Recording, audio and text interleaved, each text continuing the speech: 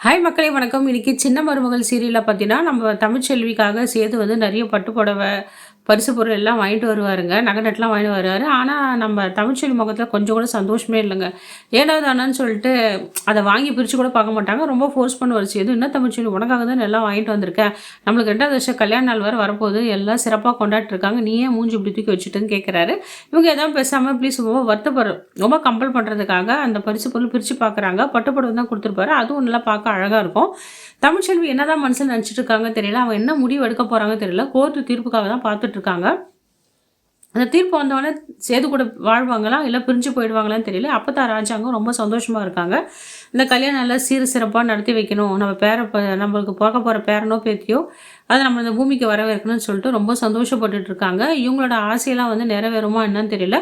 இந்த வீட்ல அப்பத்தா ராஜாங்கம், அவங்க மாமியாரு, தமிழ்ச்செல்வி அவங்க அப்பா, அம்மா தவிர யாருக்குமே சந்தோஷம் இல்லங்க. இந்த சாவித்திரி, தாமரை, இந்த ஈஸ்வரி, இந்த சித்ராலாம் இந்த சேதும் தமிழ்ச்செல்வியும் பிரிக்கணும். இந்த சொத்து ஃபுல்லா நம்மளே ஆட்டைய போடணும். அப்படின்னு தான் ஒரு கனவு கண்டுட்டு இருக்காங்க.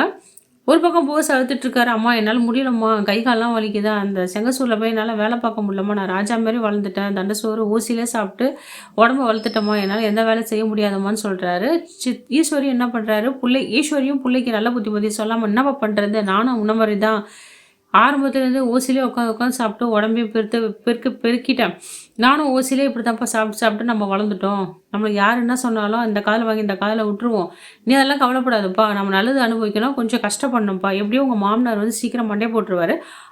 அவருக்கு ஒரே வாரிசாயிடுவேன். அந்த சொத்தெல்லாம் நம்மளுக்கு தானே வரப்போகுது. 200 பவுன் நகை, 50 லட்ச ரூபா கார்லாம் வரும். அது நம்ம ஜாலியா போலாம். சந்தோஷமா இருக்கலாம்ல. நம்ம கார்ல வரத பார்த்துட்டு இந்த சாவித்திரி வேற வயிறு எறியணும்ப்பா. அதுலயும் நான் ஒரு சவாலா ஏத்துட்டு இருக்கேன்ப்பா. அவன் மூஞ்சில கரிய பூசினப்பான்னு சொல்லிட்டு, நல்ல புத்திமதியா, கெடுகெட்ட புத்திமதியா தன் பையன் போஸுக்கு சொல்லிட்டு இருக்காங்க இந்த ஈஸ்வரி. அது மட்டும் இல்லாம நம்ம காவியா கிட்ட ஒரு மன்னிப்பும் கேட்டிருப்பா. அப்பதான் அவன் மனசு கொஞ்சம் மாறும். அவன் மனசுல எப்படி இடம் பிடிக்கணும்ல. இதெல்லாம் கொஞ்சம் பண்ணு போஸு. நம்ம அம்மாவுக்காக தானே. இதெல்லாம் கொஞ்சம் பண்ணு பச்சலம் அப்படின்னு சொல்லிட்டு ஒரு தப்பான புத்திமதியை சொல்லிட்டு இருக்காங்க. அதனால கை செலவு கொஞ்சம் பணமும் குடுக்குறாங்க. அங்க செங்கல் சூளைல வந்து, "நீ எந்த வேலையும் பார்க்காத.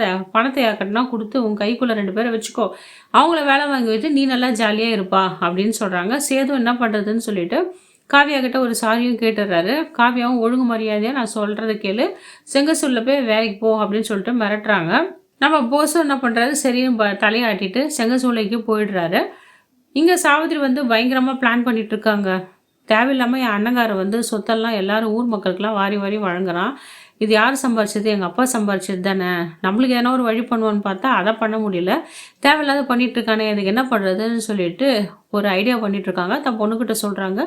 இப்போ இவ்ளோ செலவு பண்ணி பண்றான்ல, நாம என்ன பண்ணணும்? நம்மளுக்கு தெரிஞ்சவங்கள யாருன்னா அந்த இலவச கல்யாணம் இந்த சாவித்திரியும் தாமரையும் ஒரு பிளான் பண்ணிட்டு இருக்காங்க. இந்த கல்யாணத்துல நம்மளுக்கு வேண்டப்பட்ட ஆள வந்து 2 பேர உள்ள அனுப்பிச்சு, அவங்களுக்கு எப்படி இருந்தாலும் பரிசு சீர்தரத்த எல்லா பரிசு எல்லாம் நகை நட்டுலாம் வாங்குவாங்கல்ல, அதுல வந்து பாதி நம்ம வாங்கிக்கணும்டி. இதுல லாபம் சம்பாதிக்கணும்னு சொல்லிட்டு ஒரு கேவலமான யோசனை பத்தி திங்க் பண்ணிட்டு இருப்பாங்க. இவங்க பேசுற கதையெல்லாம் நம்ம காவியா விட்டு கேட்டுறாங்க. "ஓ! இவ்ளோ கேவலமான புத்தியா நீங்க? இவ்ளோ கேவலமானவங்களா நீங்க எவ்ளோ பிளான் பண்றீங்க? மாமா வந்து ஏழைங்களுக்கெல்லாம் வந்து கல்யாணம் பண்ணி வைக்கணும். சீர்சு பண்ட பாத்திரம்லாம் குடுத்து சந்தோஷப்படுத்தணும் அப்படின்னு பார்த்தா, நீங்க வந்து இவ்ளோ கேப்மாரித்தனம் பண்ண போறீங்களா? அதில கொள்ளடிக்க பார்க்குறீங்களா? இருங்க வைக்கிறேன் வேட்டுன்னு சொல்லிட்டு, இந்த காவியா வந்து நடந்த விஷயம்லாம் கேட்டுட்டு போயிடுறாங்க. ஆனா, தரமான சம்பவம் ஒண்ணு கல்யாணம் ஏற்பாடு பண்ற இடத்துல இருக்குன்னு தான் நான் நெனைக்கிறேன். இங்க தமிழ்ச்செல்வி முகத்துல ஒண்ணும் பெருசா ஈடுபாடு இல்லங்க. ஏனோ தானோன்னு உம்முன்னு இருக்கா. ஒரு கலையே இல்ல. நாளைக்கு நம்மளுக்கு 2வது ஆண்டு திருமண நாளுன்னு சொல்லிட்டு அது சந்தோஷமே இல்ல.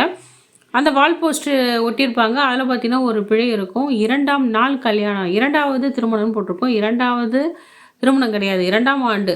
1 ஆண்டு முடிஞ்சு 2வது ஆண்டு துவக்கம். அந்த திருமண நாள் தான் இவங்க தப்பா பிரிண்ட் பண்ணியிருப்பாங்க. தமிழ்ச்செல்வி வந்து மனசுல என்னதான் யோசனை பண்ணிட்டு இருக்காங்களா, சேது ஏதோ ஒரு கடமைக்காக தான் அந்த வீட்ல குடுத்தனம் பண்ணிட்டு இருக்காங்க சேது கூட. அவங்களுக்கு ஒண்ணும் பெருசா ஈடுபாடும் இல்ல, சந்தோஷமும் இல்ல முகத்துல. எப்படியோ படிச்சு குழந்தை பெத்துட்டு நல்லா படிச்சு ஒரு காலேஜ் நல்லா படிச்சு ஹாஸ்பிட்டல் கட்டி ஏழை எளியோருக்கெல்லாம் சேவை செய்யணும் அப்படின்ற ஒரு குறிக்கோள்ல தான் தமிழ்ச்செல்வியும் படிச்சுட்டு எல்லா இடத்துலயும் ஃபர்ஸ்ட் மார்க் எடுத்துட்டு இருக்காங்க. இங்க ராஜாங்கம் அப்பதான் தான் ரொம்ப வேதனைப்பட்டு ரொம்ப வருத்தத்தோடு இருக்காங்க. ராஜாங்க கூட இல்ல. ரொம்ப அந்த அப்பத்தா தான் எப்படியோ தமிழ்ச்செல்வியும் சேதும் சேர்ந்து கல்யாணம் பண்ணிக்கணும். நல்லா ஒண்ணு வாழணும் அப்படின்னு நெனச்சுட்டு இருக்காங்க. இவங்க கனவெல்லாம் நனவாகும். இவங்க கனவெல்லாம் நனவாகுமா என்னன்னு தெரியல. எல்லா முடிவும் நம்ம தமிழ்ச்செல்வி கிட்ட தான் இருக்கு.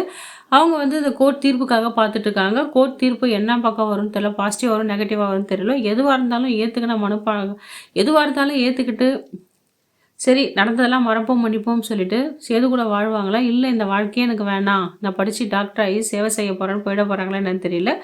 2 தீர்ப்பும் வந்து 2 ஆப்ஷனும் நம்ம தமிழ்ச்செல்வி கிட்ட தான் இருக்கு. எல்லாரும் நினைக்கிறது என்னன்னா, சேதும் தமிழ்ச்செல்வியும் ஒண்ணா குடும்பம் நடத்தணும்னு தான் நினைக்கிறாங்க. ஏன்னா அதுக்குரிய அறிகுறி எதுவுமே இல்லையே தமிழ்ச்செல்வி முகத்துல ஏதோ வெறுத்தியா தான் இருக்கிறாங்க. இதோட இந்த எபிசோடு முடியுதுங்க. அடுத்த வர எபிசோடில் தான் நம்ம மேலும் பல சுவாரஸ்யமான விஷயம்லாம் நம்ம பார்க்க போகிறோம் மக்களே. இந்த வீடியோ உங்களுக்கு பிடிச்சிருந்தா மக்களே லைக் அண்ட் ஷேர் கமெண்ட் பண்ணுங்கள். வீடியோவை ஸ்கிப் பண்ணாமல் பாருங்கள். நன்றி, வணக்கம்.